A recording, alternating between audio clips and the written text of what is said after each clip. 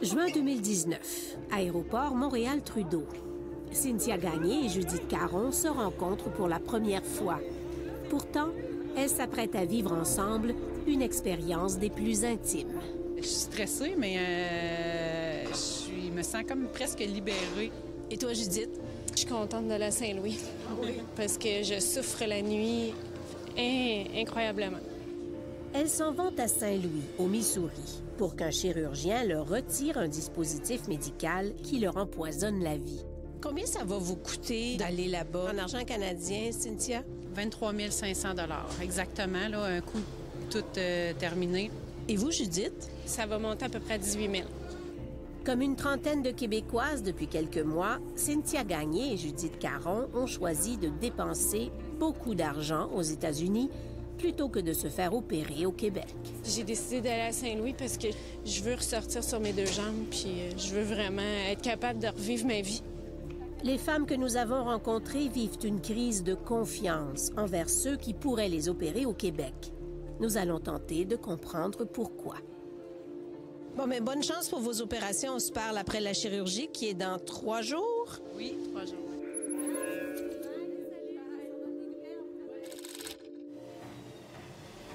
J'ai mal vraiment dans les aines, au niveau du bassin, des hanches. En fait, je me sens comme une femme de 70 ans.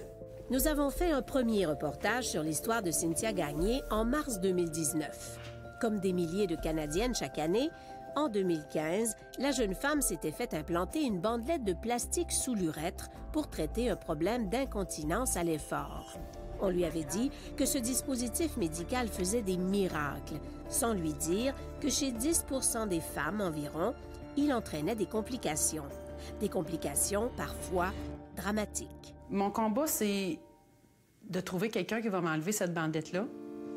Le problème, c'est que les bandelettes ne sont pas conçues pour être enlevées.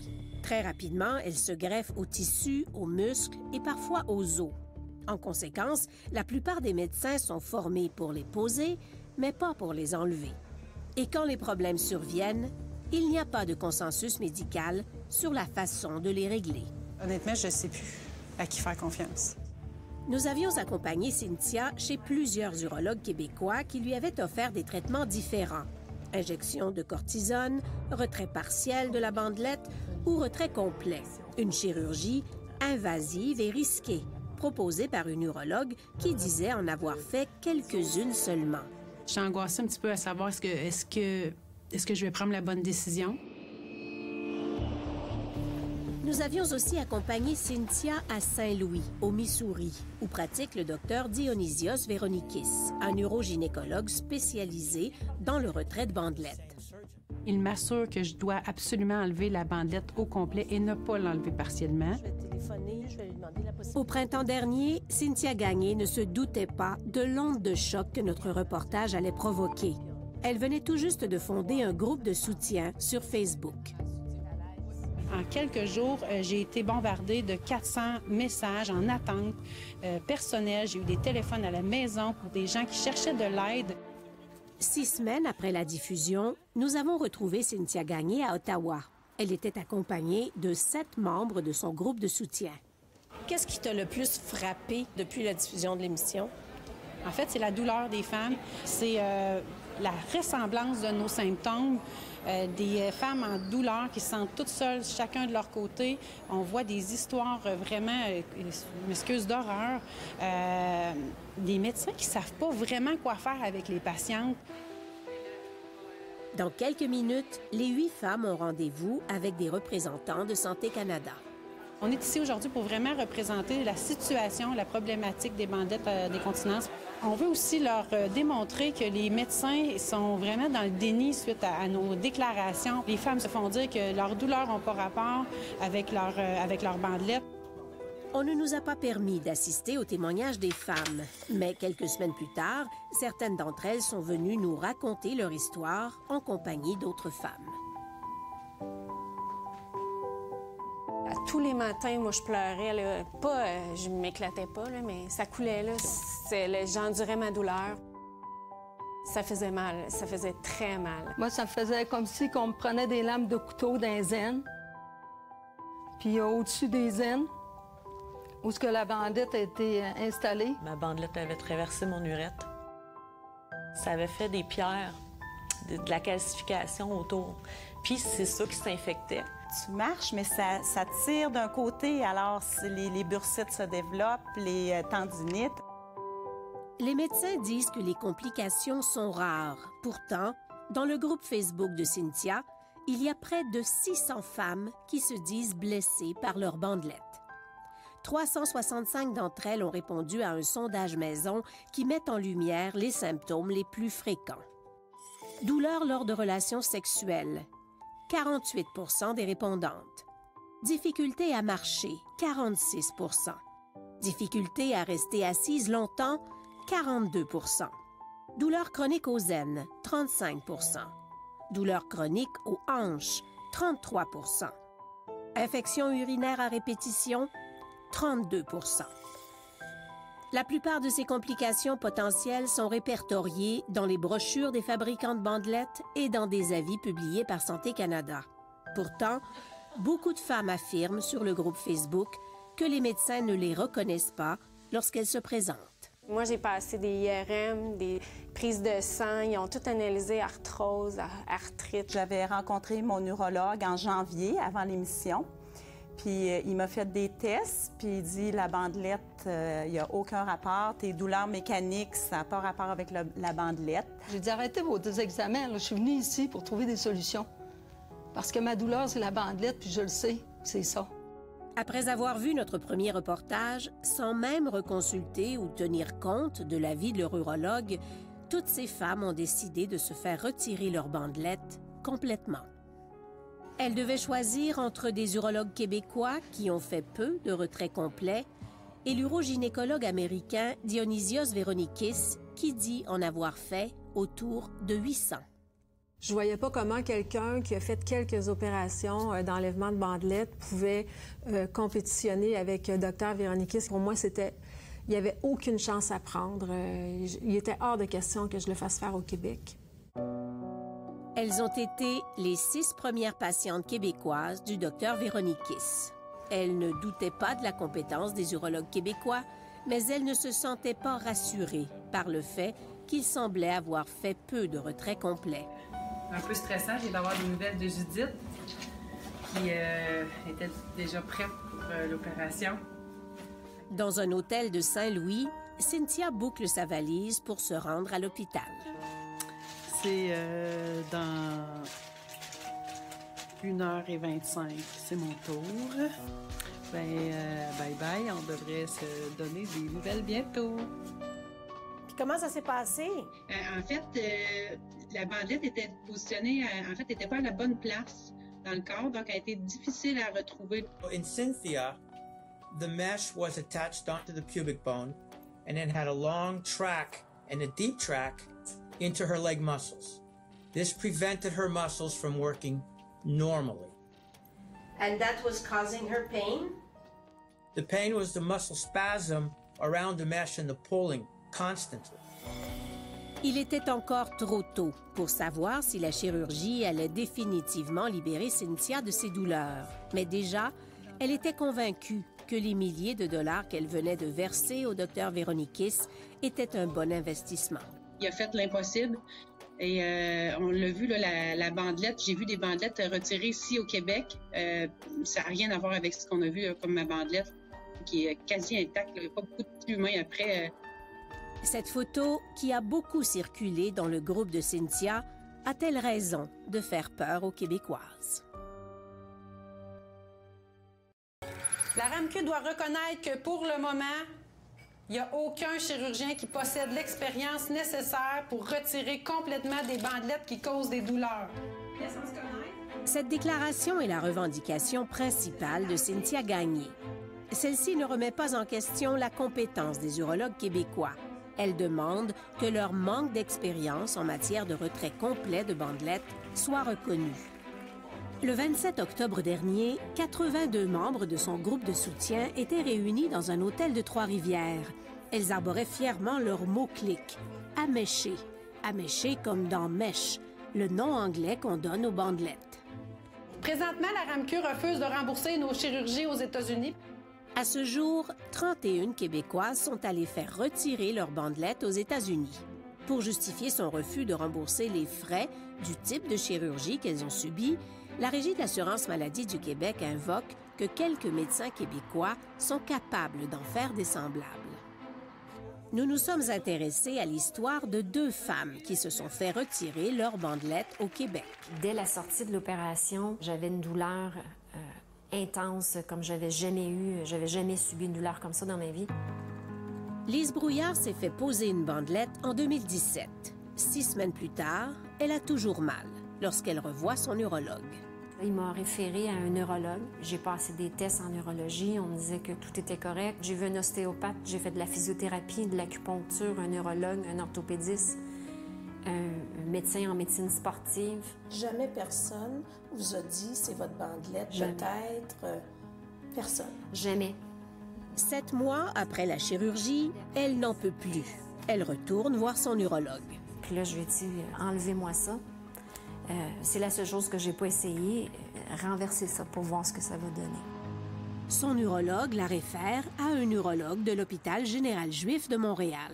Il m'a dit, la mèche a transpercé le mur vaginal, faut opérer et ça presse. La bandelette s'est aussi collée sur un nerf, ce qui cause probablement la douleur dans la jambe gauche. L'urologue propose d'enlever la bandelette complètement. C'est ce que j'en comprends. La chirurgie soulage la douleur intense, mais un inconfort persiste. Madame Brouillard retourne voir l'urologue. Il me dit que la mèche a été complètement enlevée. Il restait moins d'1 centimètre et que dans aucun temps, est-ce que c'est ce moins d'1 centimètre-là qui pouvait causer les problèmes. Mesure autour de 15 à 17 centimètres. Lise Brouillard a des doutes. Elle demande son dossier médical. Sur le rapport, ça montre qu'il y a 5 cm de la bandelette qui a été retirée. Sur une bandelette qu'on me dit qu'il devrait avoir entre 15 et 20 cm. Madame Brouillard se dit qu'elle a sans doute mal compris. Elle reprend rendez-vous et enregistre la consultation. Il faut arrêter de délirer. Je vous garantis que c'est pas la mèche. Il reste 1 centimètre du côté droit. Du côté gauche, il n'y a absolument plus rien.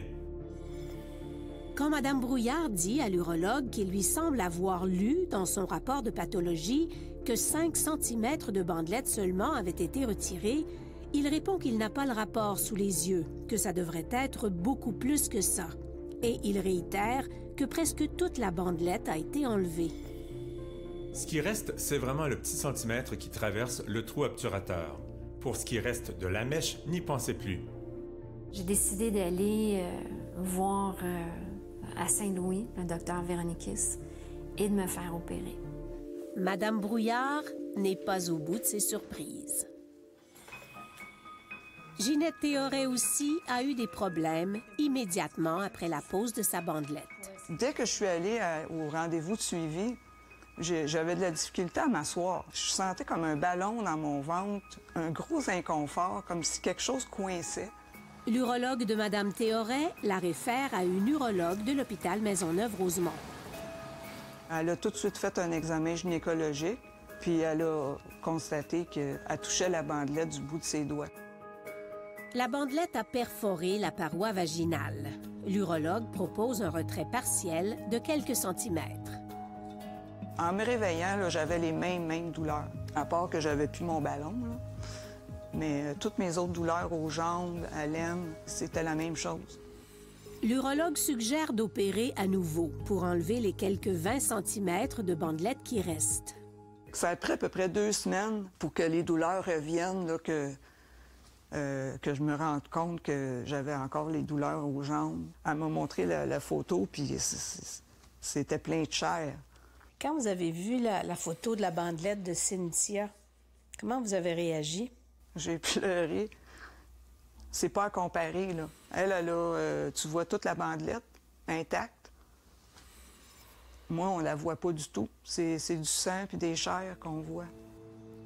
Le pire, c'est que la saga n'est pas terminée. Un petit bout de bandelette laissé en place vient de perforer à nouveau la paroi vaginale de Madame Théoret. L'urologue propose de ne pas tenter un 3e retrait pour le moment. Elle prescrit un traitement de cortisone, un IRM et un suivi 1 mois plus tard. Moi, j'ai l'impression que je suis déjà, dans le fond, condamnée. Je ne sais pas si une autre intervention va régler mon problème. Qu'en est-il des Québécoises qui ont opté pour un retrait aux États-Unis?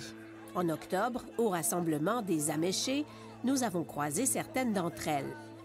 Lina a perdu de la force dans une jambe à cause de la chirurgie de retrait et Sophilus a encore des douleurs dans les jambes.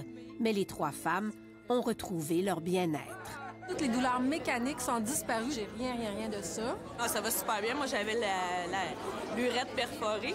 Donc, de ce côté-là, tout a bien guéri, aucun problème. Ça va 100% bien. Ah, c'est la libération totale. Je me suis payé une santé. Jamais je vais le regretter. Sophilus et Annabelle ont demandé à la RAMQ de rembourser les frais de leur chirurgie. La RAMQ a refusé en rappelant, entre autres, que des médecins québécois sont capables de faire la chirurgie. Sur la courte liste, selon nos sources, l'urologue qui a opéré Lise Brouillard, l'urologue qui a opéré Ginette Théoret et une autre urologue réputée du Centre hospitalier universitaire de Sherbrooke, le CHUS. 3 médecins en qui beaucoup de femmes ont perdu confiance à cause de ce qui circule sur le groupe Facebook. Dans le cas de l'urologue du CHUS, elle affirme avoir fait peu de retraits complets. Et dans des enregistrements de consultations que nous ont fait parvenir 2 patientes, elle déclare que les bandelettes retirées complètement mesurent de 11 à 13 cm. Cette information fait craindre aux femmes que cet urologue ne fait pas de véritable retrait complet. 11 à 13 cm, c'est beaucoup plus court que les bandelettes retirées par les 3 experts que nous avons consultés. Nous avons obtenu les rapports de pathologie des 30 Québécoises qui sont allées à Saint-Louis. La longueur moyenne de leurs bandelettes de type TOT, les bandelettes les plus courtes, était de 20 cm. Pour ce qui est de l'urologue de l'hôpital Maisonneuve-Rosemont, cette photo de la bandelette qu'elle a retirée à Ginette Théoret a fait grimper l'appréhension sur le groupe Facebook. Nous avons consulté un expert français pour savoir si les femmes avaient raison d'avoir peur. Lorsque j'ai vu l'image, je n'ai pas été particulièrement impressionné par l'importance des tissus et des chairs qui étaient au contact de la bandelette. Dr Xavier Gamé, urologue, nous a été présenté comme l'un des experts français du retrait de bandelette. C'est pas parce qu'il y a de la chair autour de la bandelette que forcément ça va avoir des conséquences et des séquelles. Pour le docteur Gamé, cette photo n'indique pas que le retrait a fait du tort à Mme Théoret. Je pense pas. En réalité, je pense qu'initialement, surtout si elle avait des douleurs à type de brûlure ou d'échauffement d'emblée après la mise en place de la bandelette, ça c'est tout à fait évocateur en fait de lésions neurogènes. Donc dans ce cas-là, ça peut être la pause qui a créé les douleurs persistantes? Exactement. Pour ce qui est de l'urologue de l'hôpital général juif, c'est lui qui avait affirmé à Lise Brouillard qu'il ne lui restait qu'1 centimètre de bandelette. Il y a 3 mois, Madame Brouillard s'est fait opérer par le docteur Véronikis. I removed 17 centimeters of mesh. L'urologue de Madame Brouillard avait laissé 7 cm de bandelette à gauche et 10 cm à droite. How do you explain that another doctor was not able to find it? I have more experience. I'm not sure how to really answer that. Il est important d'être formé au retrait, d'une part, et d'en faire régulièrement pour pouvoir le faire justement correctement et complètement. Parce que quelqu'un qui en fait une fois de temps en temps ne va pas forcément avoir l'habitude et être capable d'enlever la bandelette dans sa globalité. Si les urologues québécois ont moins d'expérience en matière de retrait complet, c'est en partie parce qu'ils privilégient le retrait partiel, qui peut être indiqué dans certains cas. L'urologue de Lise Brouillard n'a pas donné suite à nos demandes d'entrevue. L'urologue du CHUS et celle de Mme Théoret ont décliné. Même chose pour l'Association des urologues du Québec. Dans une lettre, elle déclare, à propos de la pose de bandelette, que ses membres vivent quotidiennement les succès de cette chirurgie qui transforme positivement la vie de patientes incontinentes. Elle ajoute qu'une excision partielle peut s'avérer nécessaire et que celle-ci est pratiquée par plusieurs urologues. Dans les cas beaucoup plus rares, nécessitant une excision complète, les patientes n'ont pas besoin d'aller ailleurs, que ce type de chirurgie a été réalisé avec succès au Québec. Nous avons soumis l'ensemble de notre dossier au Collège des médecins. On est très préoccupé par des femmes qui souffrent présentement. Il faut faire quelque chose. Le collège a décidé de déclencher une enquête. Il va faire une recherche de fond sur le sujet, rencontrer des experts et des patientes, étudier les dossiers médicaux de patientes et interroger leurs chirurgiens. Dr Robert demande un peu de patience aux femmes. La seule chose que je leur dis, c'est si on ne peut pas régler votre problème immédiatement, on va trouver une solution dans un proche avenir. C'est ce que je souhaite. Et c'est ça, dans ce sens-là, qu'on va travailler. Le travail d'enquête devrait aboutir à des recommandations et des normes de pratique. Alors, la question, c'est, y aurait-il lieu, par exemple, de concentrer dans une seule équipe qui en fait plus les soins de cette nature-là qui exigent une habileté technique? En attendant les résultats de l'enquête, le collège étudie la possibilité d'intervenir auprès de la RAMQ pour qu'elle reconsidère son refus de rembourser tous les retraits complets faits aux États-Unis. On peut faire certainement une suggestion ou une recommandation à la RAMQ, mais il va falloir vraisemblablement que le gouvernement autorise ce paiement-là auprès de la RAMQ. C'est la ministre de la Santé qui pourrait intervenir? Exact. La ministre de la Santé, Danielle Mécan, nous a écrit qu'elle allait laisser le collège mener ses travaux et faire ses recommandations à la Régie de l'assurance maladie du Québec avant d'intervenir. À ce jour, le gouvernement de l'Ontario a remboursé les frais de chirurgie aux États-Unis d'au moins une quinzaine de patientes. Does the First Minister agree that MESH has become in Scotland and beyond the greatest medical scandal of modern times? Il y a quelques semaines, la première ministre de l'Écosse a ordonné une enquête sur le retrait de bandelettes quand il a été révélé que 3 Écossaises avaient vécu des histoires similaires à celles de Lise Brouillard. La première ministre du pays a personnellement invité le docteur Véronikis, qui a réopéré ces 3 femmes, à venir faire un séjour en Écosse pour faire des opérations et former les chirurgiens écossais. Nous avons revu Cynthia Gagné tout récemment.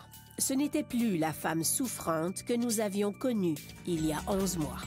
Une petite douleur à la hanche, mais ça va vraiment bien. J'ai recommencé à bouger, à faire du sport. Ça va vraiment bien. Honnêtement, j'ai même monté 2 montagnes dans les dernières semaines, donc je suis vraiment contente.